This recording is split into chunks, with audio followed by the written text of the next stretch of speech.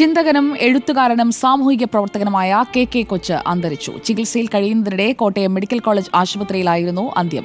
രാജ്യത്തെ ദളിത് ജീവിതങ്ങളെ അടയാളപ്പെടുത്താനും അവരുടെ അവകാശ പോരാട്ടങ്ങൾക്കായി നിരന്തരം പ്രവർത്തിക്കുകയും ചെയ്ത ചിന്തകനായിരുന്നു കെ കൊച്ച്. കടുത്തുരുത്തി കമ്മ്യൂണിറ്റി ഹാളിൽ വെള്ളിയാഴ്ച രാവിലെ 11 മണി മുതൽ പൊതുദർശനത്തിന് വയ്ക്കും.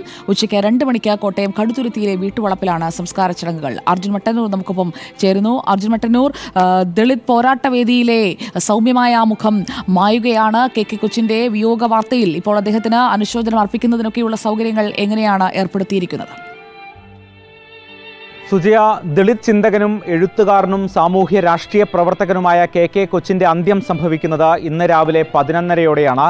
ക്യാൻസർ രോഗബാധിതനായി കോട്ടയം മെഡിക്കൽ കോളേജിൽ ചികിത്സയിൽ കഴിയുകയായിരുന്നു. 76 വയസ്സാണ് പ്രായം. 1949 കോട്ടയം കടുത്തുരുത്തിയിലാണ് അദ്ദേഹത്തിൻ്റെ ജനനം. പ്രീ ഡിഗ്രി വിദ്യാഭ്യാസ കാലത്ത് തന്നെ അദ്ദേഹം ഇത്തരം സാമൂഹ്യ വിഷയങ്ങളിലും അതോടൊപ്പം തന്നെ സാഹിത്യരചനയിലും ഏർപ്പെട്ടിരുന്നു. 1970കളിൽ അദ്ദേഹം KSRTCയിൽ ക്ലർക്കായി ജോലിയിൽ പ്രവേശിക്കുകയായിരുന്നു. അപ്പോഴും ഈ സാമൂഹ്യ രാഷ്ട്രീയ വിഷയങ്ങളിലൊക്കെ തന്നെ അദ്ദേഹത്തിൻ്റെ എഴുത്തുകൾ തുടരുകയും ചെയ്തിരുന്നു. അദ്ദേഹത്തിൻ്റെ ഏറ്റവും ശ്രദ്ധേയമായ കൃതി അദ്ദേഹത്തിൻ്റെ ആത്മകഥ തന്നെയാണ്.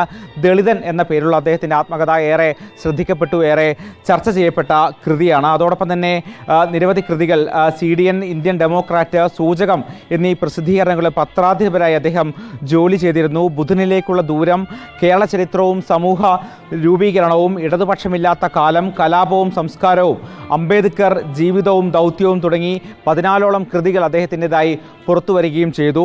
അതിനുശേഷം കേരള സാഹിത്യ അക്കാദമിയുടെ സമഗ്ര സംഭാവനയ്ക്കുള്ള പുരസ്കാരവും അദ്ദേഹത്തെ തേടിയെത്തി. അതോടൊപ്പം തന്നെ 2001 അദ്ദേഹം KSRTCയിൽ നിന്നും സീനിയർ അസിസ്റ്റൻ്റായി വിരമിക്കുന്നത്. അതിനുശേഷവും നിരവധി കൃതികൾ അദ്ദേഹം രചിക്കുകയും ചെയ്തിട്ടുണ്ട്. എന്തായാലും കേരള രാഷ്ട്രീയത്തിൽ, കേരള സാമൂഹ്യ നിരീക്ഷണത്തിലൊക്കെ തന്നെ വലിയ പങ്കുവഹിച്ച ഒരു മഹാനായ എഴുത്തുകാരനെയാണ് നഷ്ടപ്പെട്ടിരിക്കുന്നത്. നാളെ കടുത്തുരുത്തി പഞ്ചായത്ത് ഹാളിൽ അദ്ദേഹത്തിൻ്റെ പൊതുദർശനം 11 മണി മുതൽ ക്രമീകരിച്ചിട്ടുണ്ട്. അതിനുശേഷം വൈകിട്ട് 3 മണിക്ക് വീട്ടുവളപ്പിലാണ് സംസ്കാര ചടങ്ങുകൾ നടക്കുക. സുജയ.